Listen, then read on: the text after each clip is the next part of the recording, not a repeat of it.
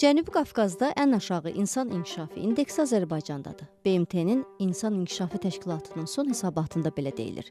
Süni intellekt dövründə insanlar və imkanlar adlı hesabata əsasən insan inkişafı görünməmiş yavaşlama yaşayır. Azərbaycan İnsan İnkişafı indeksinə görə 193 ölkə arasında 81-ci yerdədir. Azərbaycanda insan inkişafı 1990-cı illərdən bəri artan tendensiyada getsə də, region ölkələrindən yenə geridə qalır. 57-ci yerdə qərarlaşan Gürcüstan Cənubi Qafqazda ən yaxşı göstəriciyə sahibdir. Digər qonşu ölkələr Türkiyə, Rusiya, İranın da göstəriciləri Azərbaycandan yaxşıdır. Hesabata əsasən region ölkələri insan inkişafı sahəsində müxtəlif istiqamətlərdə irəliləyirlər.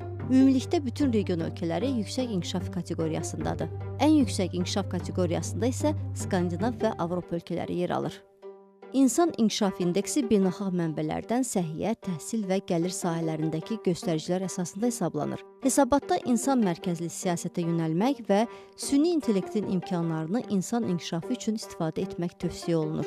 Bu tövsiyələrə təhsil və səhiyyə sistemlərini süni intellektlə təkmilləşdirmək də aiddir. Hesabatı tərtib edən qurum BMT-nin inkişaf proqramıdır. Bu proqram ölkələrdə yoxsulluğun aradan qaldırılmasına, dayanıqlı inkişaf və yaxşı idarəetmənin qurulmasına dəstək verir. Bu il mayın 2-də qurumun Azərbaycandakı nümayəndəliyi qapadılıb.